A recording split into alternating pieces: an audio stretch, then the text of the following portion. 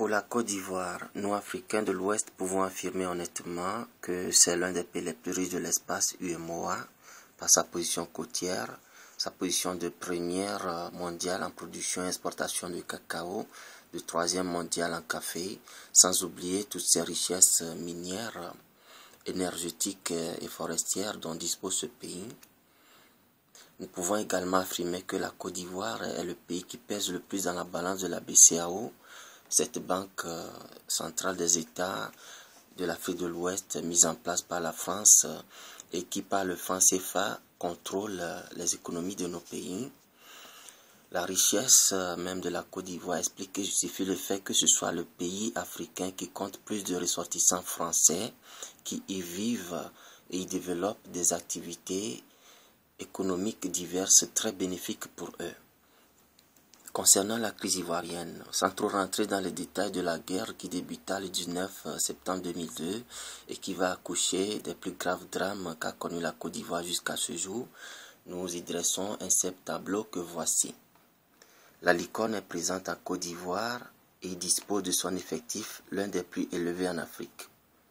Gbagbo est arrivé au pouvoir démocratiquement par les urnes, mais veut changer l'ordre colonial préétabli dans l'intérêt prioritaire des Ivoiriens, ce qui menace gravement et compromet les intérêts économiques français à Côte d'Ivoire. Il faut donc éliminer Gbagbo car il est intraitable. Il y a de l'autre côté un candidat très favorable à la France, c'est Alassane Dramane Ouattara. Il faut que la France le soutienne par tous les moyens à prendre le pouvoir. La réalité est que Ouattara ne pourra jamais gagner d'élection en Côte d'Ivoire du fait que les vrais Ivoiriens, je dis bien les vrais Ivoiriens et je vais l'expliquer plus bas, du moins la majorité des Ivoiriens sont convaincus de son identité douteuse et de sa politique pro-occidentale, d'où le soutien direct et conditionnel de la France à une rébellion qu'elle crée de toutes les manigances et de connivence avec ce Ouattara et le mercenaire burkinabé Blaise Compaoré qui vont essayer de prendre le pouvoir en Côte d'Ivoire par la force. Ce que je tenais à expliquer est ceci. Être africain ne veut pas dire que moi, Togolais, j'ai le droit d'aller vivre au Gabon, en Côte d'Ivoire ou au Sénégal et d'y faire tout ce que je veux au mépris des lois qui existent là-bas. Ça ne veut pas dire que moi, un Sénégalais ou un Nigérian, j'ai le droit de m'installer en Côte d'Ivoire et de vouloir y être président par la force en me permettant des comportements aussi brutaux que primitifs relatifs au Moyen-Âge. Non. Être africain pour moi, c'est d'avoir ce sentiment de commune appartenance à un même continent, ce sentiment de vouloir pour chaque pays africain un développement intégral, économiquement, politiquement, ainsi que dans tous les domaines. Si nous n'avons pas pu empêcher la balkanisation de l'Afrique, décidée depuis la conférence de Berlin, si nous avons accepté le tracé arbitraire de nos frontières actuelles, il faut que nous acceptions que nous faisons partie d'un pays et que c'est seulement dans ce pays que nous pouvons jouir de tous les droits civiques relatifs à un citoyen.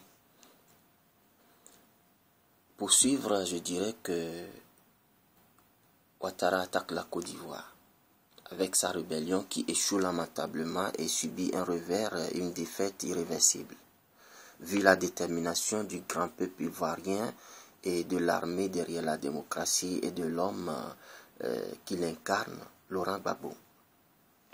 À la fin de s'interposer entre la vaillante armée régulière républicaine ivoirienne et la rébellion, et sous le prétexte d'œuvrer pour la médiation et la paix, la France va redonner du souffle aux rebelles, les réarmer lourdement, les former en leur communiquant régulièrement les positions stratégiques de l'armée ivoirienne.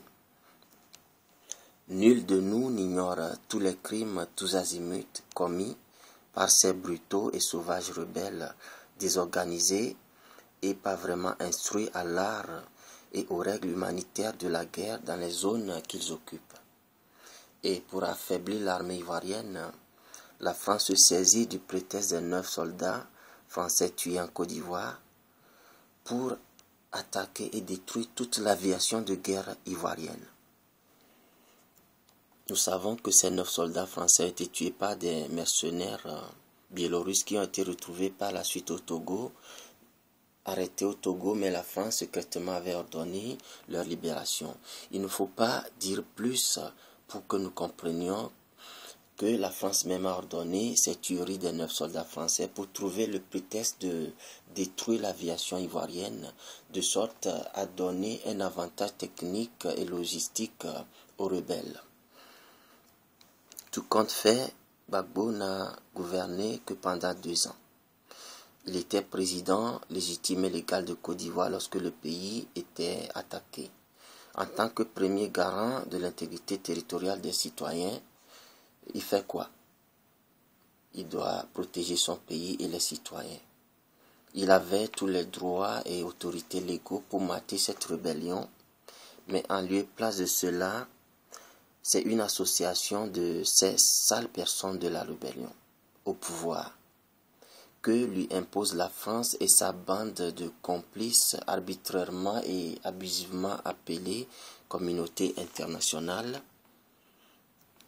Et pourtant, Gbagbo a su tenir les rênes de la Côte d'Ivoire pendant 10 ans, malgré les difficultés savamment mises en place par la France et l'ONU. Le comble est qu'on impose à la Côte d'Ivoire des élections quand une partie du pays est sous contrôle rebelle et quand on sait qu'en Afrique, la probabilité que des violences, des exactions graves et même une guerre civile ait lieu après chaque élection est très forte. La France et l'ONU insistent pourtant qu'il y ait des élections sans le désarmement des rebelles. C'est vraiment bizarre. Ce n'est qu'après l'invasion du Sud par les rebelles, juste après le deuxième tour des présidentielles de novembre 2010, que tout se voit clair, que la France voulait tout simplement utiliser les rebelles pour la conquête du pouvoir.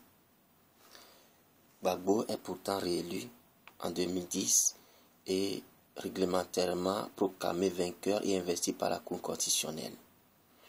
Et pourtant, c'est lui qu'on attaque de tous les côtés, de la part des gouvernants occidentaux et de la part même de quelques gouvernants africains et surtout de la part des médias. Et c'est ici le lieu de souligner le rôle flou que les médias occidentaux ont joué dans la crise ivoirienne, en essayant de présenter un tableau noir de Laurent Gbagbo à la face du monde, de sorte que les populations occidentales soutiennent une intervention militaire française en Côte d'Ivoire. Et c'est ce qui fut fait. Curieusement, le procès du présumé dictateur Gbagbo se déroule actuellement à la CPI. Et sur tous ces médias qui se sont déchaînés sur Gbagbo,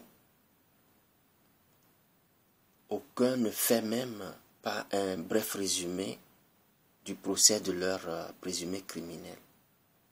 Or, nous avions vu jour après jour ici Pinochet, Milosevic, Jean-Pierre Bemba, Charles Taylor défiler à la CPI. Jugés, d'autres sont morts pendant le procès et Charles Taylor, en l'occurrence, a été condamné. C'est ici l'occasion de souligner le rôle nuisible de ces médias occidentaux chargés de manipuler les consciences, d'intoxiquer l'atmosphère afin que les objectifs de leurs capitalistes et de leurs financiers impérialistes soient atteints. Dans un troisième et dernier dossier qui va suivre, je reviendrai sur le rôle de ces médias occidentaux et j'essaierai de conclure avec un appel à la jeunesse africaine.